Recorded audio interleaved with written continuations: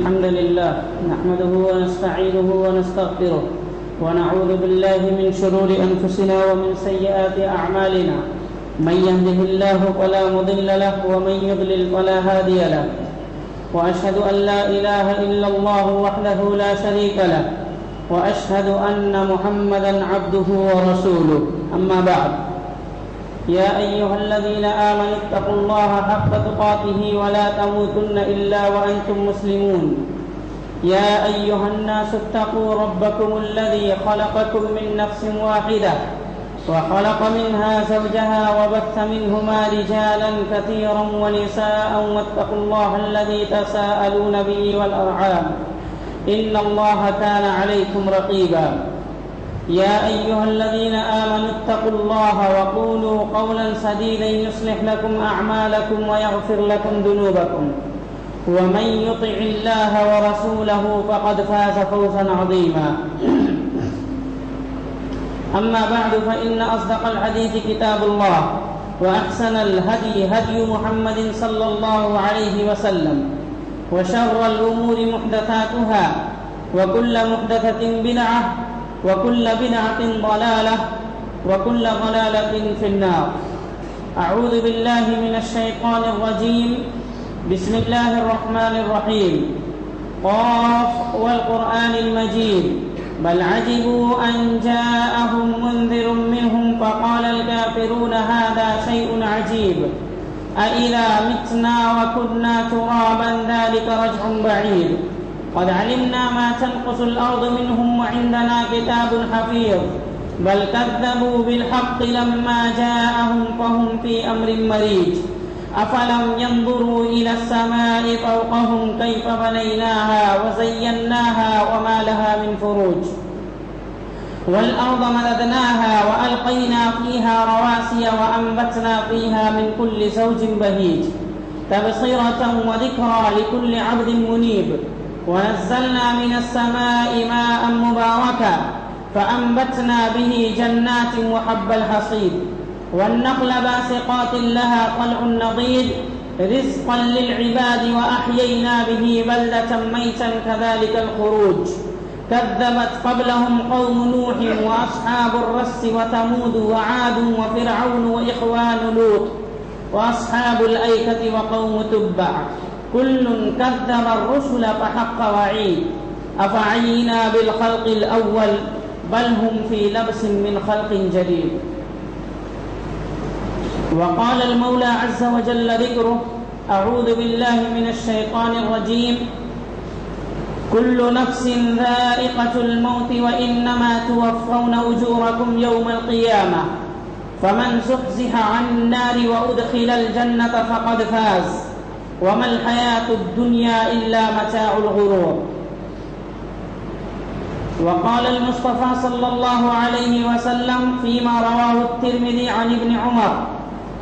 قال أتيت النبي صلى الله عليه وسلم عاشر عشرة كم في جسمه أتيت النبي صلى الله عليه وسلم عاشر عشرة فقام رجل من الأنصار فقال يا نبي الله من أكيس الناس وأحزمهم فقال أكيس الناس وأحزمهم أكثرهم ذكرا للموت وأكثرهم استعدادا للموت أولئك الأكياس الذين ذهبوا بشرف الدنيا وكرامة الآخرة رواه الدارمي وابن حبان وصححه الألباني رحمه الله ہر قسم کی حمد و ثنا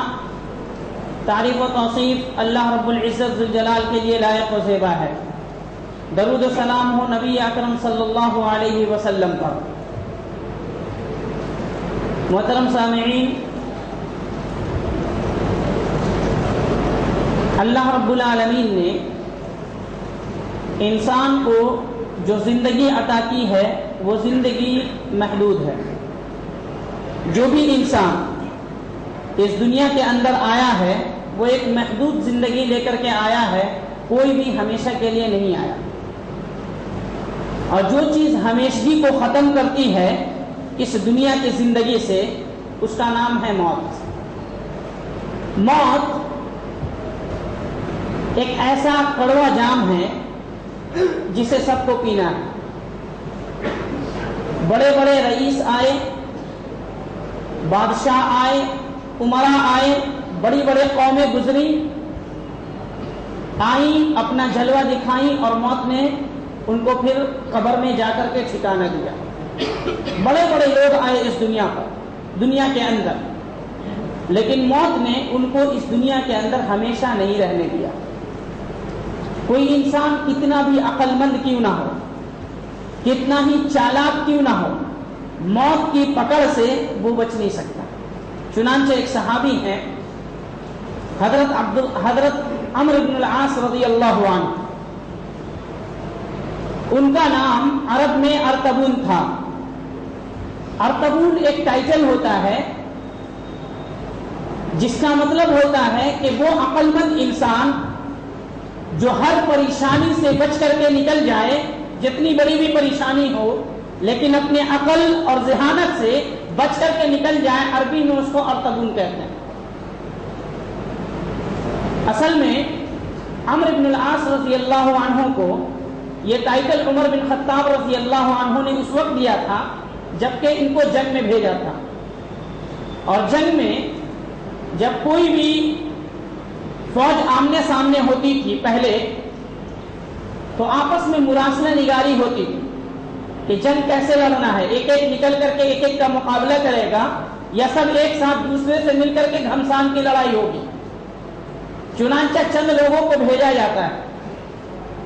اس میں عمرو بن العاص رضی اللہ عنہ اسلامی فوج کے کمانڈر تھے. انہوں نے دوسرے کو بھیجنے کے بجائے خود جانا اختیار کیا، خود جانے کو پسند کیا. جب سامنے والے کے پاس پہنچے، جو کافر کی فوج کا کمانڈر تھا، اس کو اس کے وزیر نے یہ بتایا کہ یہ اسلامی فوج کے کمانڈر ہیں، اگر جنگ جیتنا ہے ابھی ان کو ختم کر دیجئے، کوئی مراسلہ نگاری نہیں ہوگی، جنگ جیت جائیے گا.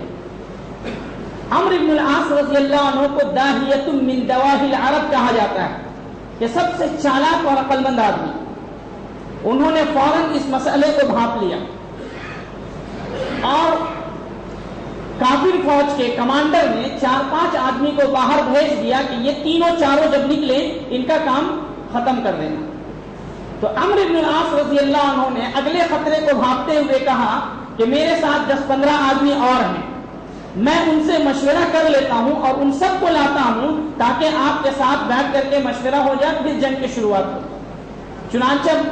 اس فوجی کمانڈر نے کہا، جو کافر فوج کا کمانڈر تھا، کہ اچھی بات ہے، ایک ساتھ ابھی 3-4 کو مار رہا ہوں، ابھی آئے گا تو 15-20 کو ایک ساتھ ماروں گا. چنانچہ یہ کہہ کر کے وہ نکلے اور چلے گئے اور اس قصے کو جا کر کے بیان کیا حضرت عمر رضی اللہ عنہ کو، اور اس جنگ کو جیتے بھی. اس قصے کو جا کر کے بیان کیا حضرت عمر رضی اللہ عنہ کو. حضرت عمر رضی اللہ عنہ نے کہا انت ارطبون العرب، کہ تم عرب کے ارطبون ہو، تم عرب کے عقل مند آدمی ہو. یہ وہ صحابی ہیں جنہوں نے مصر کو، قادسیہ کو بھی فتح کیا، بہت بہت بڑی جنگیں جیتی ہیں. یہ صحابی جب بستر مرگ پر تھے، موت کے بستر پر، ان کا بیٹا عبداللہ جو صحابی ہیں، عبداللہ ابن عمرو بن العاص رضی اللہ عنہ، انہوں نے اپنے والد سے کہا کہ اے ابو جان، آپ نے موت کو بہت سامنے سے دیکھا ہے اور ابھی بستر مرگ پر موت اور زندگی کے درمیان کشمکش چل رہی ہے. موت کی صحیح عکاسی آپ کر سکتے ہیں، موت کو بیان کر سکتے ہیں، موت کی کیفیت کیا ہوتی ہے تھوڑا وہ بتائیے. عمرو بن العاص رضی اللہ عنہ کہتے ہیں کہ موت کی کیفیت میں تمہیں الفاظ میں بیان نہیں کر سکتا، بس یوں سمجھ لو کہ ایک انسان ہے جس کو سنا دیا گیا ہو اور پوری دنیا کا پہاڑ اٹھا کر کے اس کے سینے پہ رکھ دیا گیا ہو، جتنا ان تمام پہاڑوں کے رکھنے سے اس کے سینے کو تکلیف نہیں ہوگی، اس سے کہیں زیادہ موت سے تکلیف ہوتی. یا یوں سمجھو کہ ایک انسان ہے جس کے تمام راستے بند کر دیے جائے سانس لینے کے، اور سوئی کے اندر جو دھاگا داخل کیا جاتا ہے صرف اتنی سی جگہ چھوڑی جائے جتنا سانس لینے میں انسان کو تکلیف نہیں ہوتی ہے، اس سے کہیں زیادہ موت سے تکلیف ہوتی ہے. یا یوں سمجھ لو کہ ایک کانٹے دار درخت کا پھل کوئی انسان کھا لے اور وہ پھل جا کر کے اس کی آنکھ میں اٹک جائے اور اس کی وجہ سے جو درد پیدا ہوتا ہے اور جو تکلیف ہوتی ہے، موت کی تکلیف کہیں اس سے زیادہ ہو۔ ویسے ہی حافظ ابن رجب الحنبلی رحمہ اللہ نے ذکر کیا ہے کہ کعب الاحبار حضرت عمر رضی اللہ عنہ کے پاس بیٹھے تھے، یہ تابعی ہیں۔ حضرت عمر رضی اللہ عنہ نے ان سے کہا کہ موت کے بارے میں تم کیا جانتے ہو، یہ بیان کرو۔ کعب الاحبار نے کہا کہ آپ امیر المؤمنین ہیں، میں آپ سے زیادہ نہیں جان سکتا، لیکن یوں سمجھ لیجئے موت کی شدت اور اس کی کیفیت کہ ایک کانٹے دار ٹہنی کو انسان کے منہ میں داخل کیا جائے اور اس کو پاخانے کے راستے سے نکال دیا جائے اور اس کے ساتھ اس کی آنتیں نکل جائے، جتنی تکلیف اس سے نہیں ہوگی اس سے کہیں زیادہ موت کی تکلیف ہوگی۔ چنانچہ اللہ رب العالمین کہتا ہے فَلَوْلَا إِذَا بَلَغَتِ الْحُلْقُومَ وَأَنْتُمْ حِينَئِذٍ تَنْظُرُونَ وَنَحْنُ أَقْرَبُ إِلَيْهِ مِنْكُمْ وَلَكِنْ لَا تُبْصِرُونَ فَلَوْلَا إِن كُنتُمْ غَيْرَ مَدِينِينَ تَرْجِعُونَهَا إِن كُنتُمْ صَادِقِينَ۔ جب روح نکلنے والی ہوتی ہے کسی بھی رشتہ دار کی ہمارے، ہم وہاں پر بیٹھے ہوتے ہیں، یہ اللہ نے کہا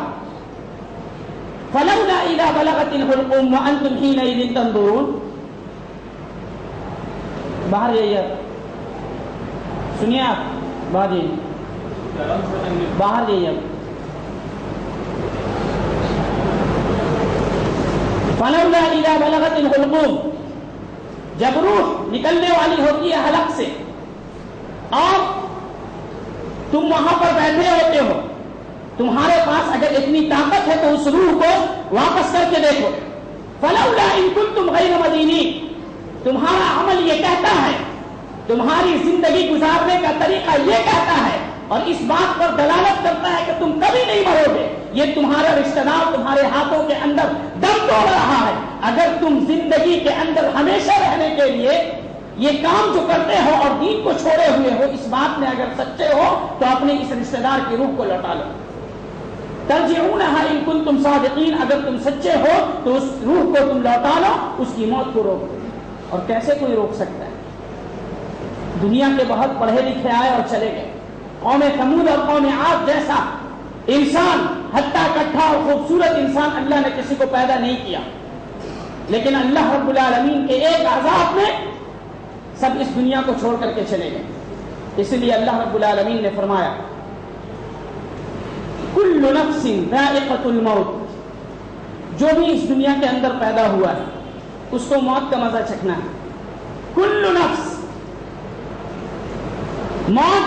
برے کو بھی آتی ہے اور اچھے کو بھی آتی ہے۔ جو 5 اسٹار ہوٹل کا مالک ہو موت اس کو بھی آتی ہے، اور 5 اسٹار کے ہوٹل میں جو کھانا کھایا جاتا ہے اور اس کو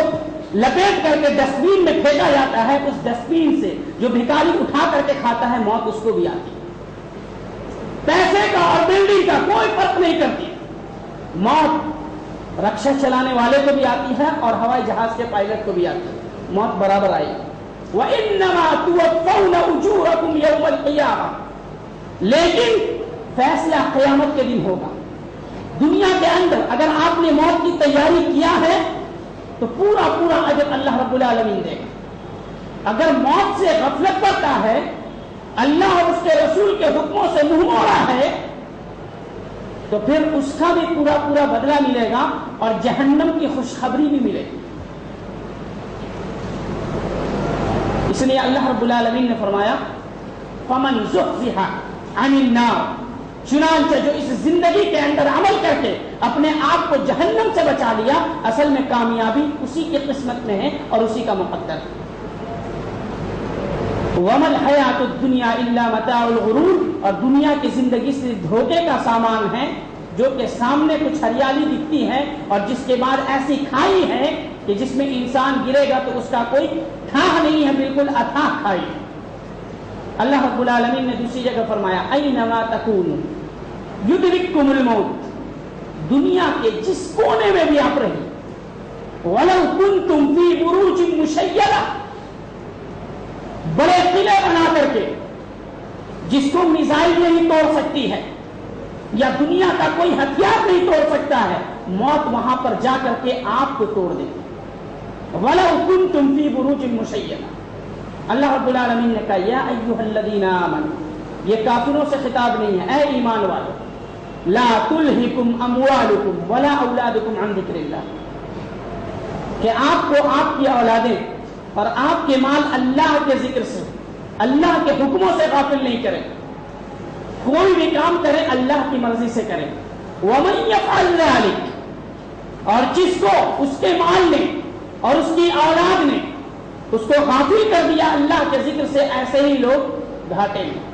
وَأَنفِقُوا مِمَّا رَزَقْنَاكُم مِّن قَبْلِ أَن يَأْتِيَ أَحَدَكُمُ الْمَوْتُ، اور جو مال ہم نے دیا ہے موت کے آنے سے پہلے خرچ کر دو۔ جب موت آ جائے گی اور اللہ سے کہو گے کہ اے اللہ تھوڑی سی مہلت دے، 1 منٹ کی،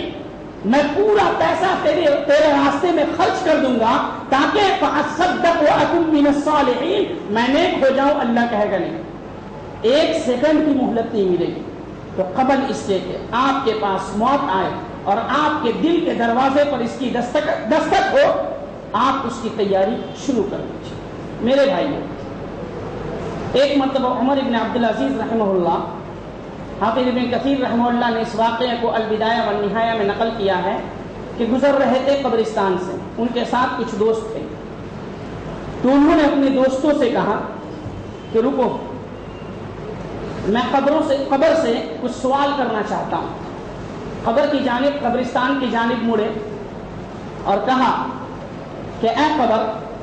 اے قبرستان، تیرے سینے میں میرے بہت سارے رشتہ دار دفن ہیں۔ ابھی کچھ دن پہلے میرا ایک بہت چہیتا دوست دفن ہوا، اس سے کچھ دن پہلے میرے بہت چہیتے اقارب دفن ہوئے، تو نے ان کے ساتھ کیا معاملہ کیا؟ یہ کچھ سوالات قبر سے رکھا عمر بن عبدالعزیز رحمہ اللہ نے۔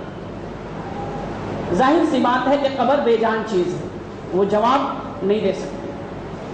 عمر بن عبدالعزیز رحمہ اللہ نے اپنے دوستوں سے کہا کہ تم نے قبر کا کچھ جواب سنا؟ کہا نہیں۔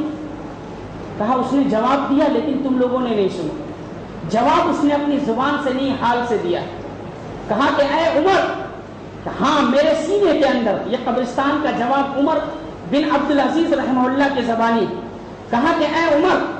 ہاں میرے سینے کے اندر تیرے بہت سارے رشتہ دار دفن ہیں، لیکن میں نے ان کے ساتھ وہ معاملہ کیا ہے جس کا تم تصور نہیں کر سکتے۔ میں نے ان کے جسم کو اس کی گردن سے الگ کر دیا ہے، اس کے تمام جوڑوں کو الگ کر دیا ہے، کیڑے مکوڑے کو رکھ دیا ہے میں نے تاکہ اس کے جسم کے گوشت کو کھائیں۔ اگر تمہارے پاس اتنی طاقت ہے اور تمہیں اپنے رشتہ دار سے اتنی محبت ہے تو آ کر کے تم اپنے اس رشتہ دار کو بچا لو۔ اور یہ کہہ کر کے روئے، روتے روتے پوری داڑھی دی اور کہا کہ قبر کے اندر صرف اور صرف اللہ رب العالمین کے لیے کیا گیا عمل کام آئے گا اور آپ کو قبروں کے کیڑوں سے اور قبروں کے عذاب سے بچا سکتا ہے۔ میرے بھائیوں، ایک مثال ہے، اس کو غور سے سمجھیے گا۔ کمپنی ہوتی ہے بہت ساری، اور آج بہت ساری کمپنیاں کھل رہی ہیں۔ اکثر جگہوں پر آپ جائیں گے تو دیکھیں گے اس کے ہر روم میں، کام کرنے کا روم ہو، دفتر ہو یا کہیں پر بھی، CCTV کیمرہ لگا ہوتا ہے تاکہ کام کرنے والے کی نگرانی کر سکے کہ کام کرنے والا صحیح سے کر رہا ہے کہ نہیں۔ اگر ہم لوگ وہاں پر کام کریں گے تو پوری چستی اور پھرتی کے ساتھ، کیونکہ اگر تھوڑی سی بھی ڈنڈی ماریں گے کام میں تو وہاں پر نگہبانی ہو رہی ہے، وہ ہم کو دیکھے گا، یا تو پنشمنٹ دے گا یا پھر TC ٹرانسفر سرٹیفکیٹ دے دے گا کہ جاؤ تم کسی اور کمپنی میں کام کرو۔ ایک CCTV کیمرے کا ہم کو کتنا خوف ہے؟ 8 گھنٹے کی ڈیوٹی میں ذرہ برابر بھی ہم کچھ نہیں کرتے، کوئی بھی کام اس کمپنی کے رول کے خلاف نہیں کرتے، صرف ایک CCTV کیمرے کا اتنا ڈر۔ اور آپ کو یہ پتہ نہیں، اللہ رب العالمین کہتا ہے هُوَ مَعَكُمْ أَيْنَمَا كُنْتُمْ، تم دنیا کے جس کونے میں رہو گے اللہ رب العالمین کا علم تمہارے ساتھ۔ صرف اتنا ہی نہیں، اللہ رب العالمین کہتا ہے وَنَعْلَمُ مَا تُوَسْوِسُ بِهِ نَفْسُهُ، دل کے اندر جو وسوسہ اٹھتا ہے ہم وہاں پر ہیں۔ وَنَحْنُ أَقْرَبُ إِلَيْهِ مِنْ حَبْلِ الْوَرِيدِ، کہ شہر رگ سے بھی زیادہ ہم تمہارے قریب ہیں. اتنا ہی نہیں بلکہ ہر انسان کے ساتھ دو فرشتے ہیں, ایک اچھائی کو لکھنے والا فرشتہ اور ایک برائی کو لکھنے والا فرشتہ. اللہ نے کہا ما یلفظ من قول الا لدیہ رقیب عتید, کہ انسان اپنی زبان سے جو لفظ نکالتا ہے ہم اس کے پاس نگہبان کو رکھے ہوئے وہ لکھتا جاتا ہے. ایک سی سی ٹی وی کی کیمرے کے خوف سے ہم اتنا ڈرے رہتے ہیں, پنشمنٹ کا ڈر رہتا ہے اور ٹرانسفر کا ڈر رہتا ہے کہ ہم کام کو صحیح سے انجام دیتے ہیں. اور اللہ نے اتنے سارے کیمرے لگا رکھے ہیں اور لائیو ریکارڈنگ اللہ رب العالمین کو پتہ چل رہی ہے اور ہمیشہ پوچھ رہا ہے اللہ رب العالمین اثر میں جانے والے فرشتوں سے اور فجر میں جانے والے فرشتوں سے کہ میرے بندے کیا کر رہے ہیں. آپ کو ذرہ برابر بھی خوف ہے؟ کیوں رہے گا خوف؟ کون اللہ ہے ہم تو پہچانتے نہیں ہے نا. میرا اللہ تو میرا مالک ہے جو ہم کو ہرے ہرے اور لال لال نوٹ دیتا ہے, اور میری جنت یہ میری دنیا ہے. قبر کو کس نے دیکھا ہے؟ جو مرا ہے وہ جا کر کے سمجھے قبر سے. ہم کو کیا سمجھنا, ہم کو تو مرنا ہی نہیں ہے. یہ سب ہمارا عمل کہتا ہے, ہم زبان سے نہیں کہتے, یہ سب ہمارا عمل کہتا ہے. میرے بھائیو, نبی صلی اللہ علیہ وسلم نے فرمایا, حضرت عبداللہ بن عمر رضی اللہ عنہ کی روایت ہے اور صحیح روایت ہے کہ میں نبی صلی اللہ علیہ وسلم کے پاس آیا, ایک آدمی انصاری صحابی کھڑے ہوئے اور کہا کہ اے اللہ کے رسول, دنیا کا سب سے عقل مند انسان کون ہے؟ دنیا کا سب سے عقل مند. نبی صلی اللہ علیہ وسلم نے فرمایا کہ سب سے عقل مند انسان, اس کا مطلب اس کے علاوہ جو ہے وہ بے وقوف ہے, وہ بے وقوف ہے شریعت کی نگاہ میں. نبی صلی اللہ علیہ وسلم نے فرمایا کہ دنیا کا سب سے عقل مند انسان وہ ہے جو موت کو کثرت سے یاد کرتا ہے, وَأَكْثَرُهُمْ اسْتِعْدَادًا لِلْمَوْتِ, اور موت کے لیے تیاری کرتا ہے. یہ وہ عقل مند ہے الَّذِينَ ذَهَبُوا بِشَرَفِ الدُّنْيَا وَكَرَامَةِ الْآخِرَةِ, جن کو موت کو یاد کرنے اور موت کی تیاری کرنے پر اللہ دنیا میں بھی عزت دیتا ہے اور آخرت میں تو عزت کا تاج اور سربلندی کا تاج تو پہنائے گا ہی اللہ رب العالمین. یہ وہ لوگ ہیں. اگر کوئی انسان موت کی یاد سے غافل رہتا ہے یا موت کے لیے تیاری نہیں کرتا ہے, دنیا کا سب سے بے وقوف انسان. کیونکہ جب اللہ رب العالمین, نبی صلی اللہ علیہ وسلم نے اس انسان کو سب سے عقل مند قرار دیا ہے جو موت کو یاد کرتا ہے, پوچھا گیا سب سے عقل مند کون ہے, تو گویا سب سے بڑا بے وقوف یا یوں کہیے پاگل خانے سے ریٹرن ہے وہ انسان جو موت کو یاد نہیں کرتا اور موت کے لیے تیاری نہیں کرتا. میرے بھائی ایک اور مثال ہے, غور سے سنیے گا. بہت سارے لوگوں کے بچے بورڈنگ میں پڑھتے ہوں گے, اسکول میں یا کالج میں یا کہیں پر. جب بچہ گھر سے نکلتا ہے, جاتا ہے 6 مہینے کے لیے, ایک سیمسٹر پورا کرنے کے لیے یا سال بھر کے لیے, تو اس کی ماں اور اس کے باپ دونوں مل کر کے اس کے لیے بہت ساری تیاری کرتے ہیں. کپڑے دیتے ہیں, یہ کھیلنے کا کپڑا ہے, یہ نائٹ ڈریس ہے, یہ اسکول کا ڈریس ہے, یہ باہر نکلنے کا ہے, اور یہ اسکول میں جو دن میں رہو گے کلاس ٹائم کے علاوہ یہ اس کا ڈریس ہے. 5 سے 6 ڈریس ہوتا ہے. اس کے علاوہ کھانے پینے کی چیزیں ہوتی ہیں, حالانکہ وہ جس جگہ پر جا رہا ہے پڑھنے کے لیے وہاں پر یہ تمام چیزیں ملیں گی. اس کے علاوہ بہت ساری چیزیں دی جاتی ہیں. کچھ ماں اپنے بچوں کو لائٹ بھی دیتی ہے, حالانکہ جس شہر میں جس کالج یا یونیورسٹی میں پڑھنے کے لیے جا رہا ہے وہاں پر لائٹ کبھی نہیں جاتی. پھر بھی وہ ماں اپنے بچے کو یہ کہہ کر کے دیتی ہے کہ اگر کبھی چلی گئی تو تم اس سے اپنی ضرورت کو پوری کر لینا. ایک مرتبہ 6 مہینے کے لیے یا سال بھر کے لیے آپ اپنے بچے کو بھیج رہے ہیں, اتنی تیاری کرا کر کے بھیج رہے ہیں. کیا آپ نے ایک مرتبہ اپنے بچے کو کہا ہے کہ میرے بیٹے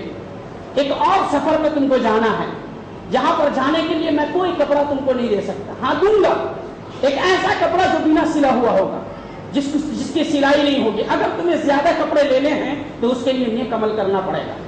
وہاں پر تمہارے لیے کھانے کے لیے کیڑے مکوڑے ہوں گے جو تم کو کھائیں گے. اگر تمہیں وہاں پر ان سے بچنا ہے تو اپنی روحانی غذا کو مضبوط کرنا پڑے گا اسلام پر عمل کر کے. اگر تمہیں وہاں پر اندھیرے سے بچنا ہے تو میں تمہیں لائٹ نہیں دے سکتی. اگر تمہیں اس اندھیرے سے بچنا ہے تو تم اپنے نیک عمل کے اندر اتنی زیادتی کرو تاکہ اس کے نور سے اور اس کی روشنی سے اللہ تمہارے قبروں کو منور کر دے اور اللہ رب العالمین قبر کے عذاب سے بچائے. آپ نے ایک مرتبہ کہا ہے, کیوں کہیں گے؟ کیا ضرورت ہے کہنے کی؟ انسان اپنے بچے کی فیوچر پلاننگ کرتا ہے نا؟ فیوچر پلاننگ، کس فیوچر کی پلاننگ کر رہا ہے؟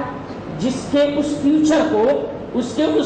کو یہ انسان خود نہیں دیکھ سکتا، اس فیوچر کی پلاننگ کر رہا ہے۔ لیکن جس فیوچر کو یہ دیکھے گا، اپنے سامنے دیکھے گا کہ اس کا بیٹا گھسیٹ کر کے لے جایا جا رہا ہے جہنم میں، اپنی آنکھوں کے سامنے دیکھے گا اس فیوچر کے اندر کہ اس کی بیوی اور اس کے گھر کے بچے جہنم میں گھسیٹ کر کے لے جائے جا رہے ہیں، اس فیوچر کے لیے انسان تیاری نہیں کرتا۔ کیوں؟ اس کے لیے تو جن کے پاس کچھ نہیں ہے بیکاری لوگ تیاری کریں گے، یہاں والے لوگ جن کے پاس مال و دولت ہے یہاں کی تیاری کریں گے۔ یہ الگ دنیا ہے جن کے شیطان صاحب رئیس ہیں، وہ الگ دنیا ہے جس کا رئیس صرف اللہ رب العالمین ہے، اس کے علاوہ کوئی نہیں۔ ایک مرتبہ کہا ہے ہم نے اپنے بچوں سے، ایسی تربیت دیا کیوں دیں گے میرے بھائی؟ زبان سے کہہ بھی دیا لا الہ تو کیا حاصل، جب قلب و جگر ہی مسلمان نہیں تو کچھ بھی نہیں۔ صرف زبان سے لا الہ الا اللہ کہنے سے نہیں چلے گا، اپنے بچوں کو عملی تربیت آپ کو دینا پڑے گا۔ اگر آپ تربیت نہیں دیتے ہیں تو بچے کو تو گناہ ہوگا ہی ہوگا، لیکن دو گنا گناہ ماں باپ کو ہوگا۔ ایک اور مثال، کیونکہ عربی میں ایک کہاوت ہے المقال یتضح بالمثال، کہ باتیں مثال سے زیادہ واضح ہوتی ہیں۔ کوئی بھی انسان کپڑا پہنتا ہے، سفید کپڑا ہو یا کوئی بھی ایک دم صاف ستھرا کپڑا، مثال کے طور پر آپ کو کہیں پر دعوت میں جانا ہے، آپ بہت سفید کپڑا پہنے، اگر دھبا لگ گیا جو کہ بدنما لگ رہا ہے، برا لگ رہا ہے، آپ کے بال بچے، آپ کی بیوی، آپ کے گھر میں آپ کے والدین سب کہیں گے اس داغ کو دھل لو، ہے نا؟ اور آپ کوشش بھی کریں گے اس داغ کو دھلنے کی تاکہ وہ بدنما داغ آپ کے کپڑے پر نہیں رہے۔ زبردستی کر کے اگر داغ نہیں دھلے گا تو بچے اور بیوی مل کر کے آپ کے کپڑے کو بدلوا دے گی کہ دوسرا کپڑا پہن لیجیے۔ اسی طریقے سے کوئی انسان جب کسی ڈسٹ والی جگہ پر ہاتھ ڈالتا ہے تو اس کو پتہ چلتا ہے کہ یہاں پہ ڈسٹ ہے تو فوراً کسی ایسے کیمیکل کا استعمال کرتا ہے جس سے ڈسٹ کے ساتھ بیکٹیریاز بھی دور ہو جائے، جس سے ڈسٹ کے ساتھ بیکٹیریاز بھی دور ہو جائے۔ اور جب آپ کی موت ہوتی ہے، وہی بچہ جو آپ کے لیے ایک دھبا لگ جانے کے اوپر اتنا زیادہ پریشان ہوتا تھا، وہ بیوی جو آپ کے کپڑے کو گندا دیکھ کر کے بہت زیادہ پریشان ہوتی تھی، وہ لوگ سب نہلائیں گے، آپ کو نہلا دھلا کر کے عطر بھی لگائیں گے اور اس کے بعد کپڑے پہنائیں گے، سفید کپڑا، اور سفید کپڑا پہنانے کے بعد آپ کو سینکڑوں کے جی مٹی کے نیچے دفن کر دیں گے، سینکڑوں کے جی مٹی کے نیچے۔ وہ بچے یا وہ رشتہ دار جو ایک دھبا لگ جانے کی وجہ سے پریشان ہوتے تھے، آج خود اپنے ہاتھوں سے انہوں نے کپڑا پہنایا اور خود اسی کپڑے پر سینکڑوں کے جی مٹی ڈال دیا، لیکن ماتھے پر شکن نہیں آیا۔ وہ بچے جس کی زندگی کو آباد کرنے کے لیے آپ نے اپنی زندگی کو برباد کیا، وہ بچے جس کو خوش کرنے کے لیے آپ نے اپنے آپ کو بیچ دیا، وہ بچے اور وہ رشتہ دار جس کے چہرے پر مسکان لانے کے لیے آپ مسکرانا بھول گئے، وہ تمام لوگ آپ کے ہاتھوں کی کمائی ہوئی دولت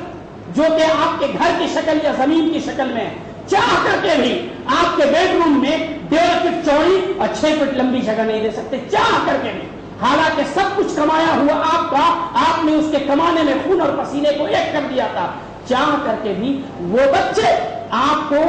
1.5 فٹ جگہ آپ کے اپنے بیڈ روم میں نہیں دے سکتے، دفن کریں گے اور واپس چلے آئیں گے۔ لیکن میرے بھائی، ایک ذات ہے جو آپ کو مرنے سے قبل آپ کا استقبال اس انداز میں کرتا ہے کہ وہ آپ کے بچے اور آپ کے رشتہ دار جس کے لیے آپ نے اپنی پوری زندگی ختم کر دیا نہیں کر سکتا، وہ ہے اللہ رب العالمین۔ اور سنیے، اور سن کر کے آپ قبر کی تیاری بھی کیجیے۔ نبی صلی اللہ علیہ وسلم نے فرمایا ان لوگوں کے لیے جو دنیا کے اندر موت کو یاد کرتے ہیں اور موت کی تیاری کرتے ہیں، جب ان کی موت کا وقت قریب آتا ہے، روح نکلنے والی ہوتی ہے تو اللہ اپنے فرشتوں کو بھیجتا ہے، فرشتے اس آدمی کے دونوں جانب کھڑے ہوتے ہیں اور وہاں تک کھڑے ہوتے ہیں جہاں تک اس کی نگاہ جاتی ہے۔ اس کے بعد اللہ ملک الموت کو بھیجتا ہے، وہ جاتا ہے اور جا کر کے اس آدمی کو کہتا ہے اخرج یا روح الطیب، اے پاکیزہ روح نکلو، قبل اس کے کہ آپ کا بچہ آپ کو غسل دے، قبل اس کے کہ روح نکلنے سے پہلے تو کوئی غسل نہیں دے گا نا، قبل اس کے کہ آپ کا بچہ آپ کی روح کو غسل دے، آپ سے، آپ کے فیملی اور بچے سے زیادہ پیار کرنے والا رب فرشتوں کو کہتا ہے کہ تم اسے غسل دو، قبل اس کے کہ آپ کا بچہ کفن خرید کر کے آپ کو پہنائے،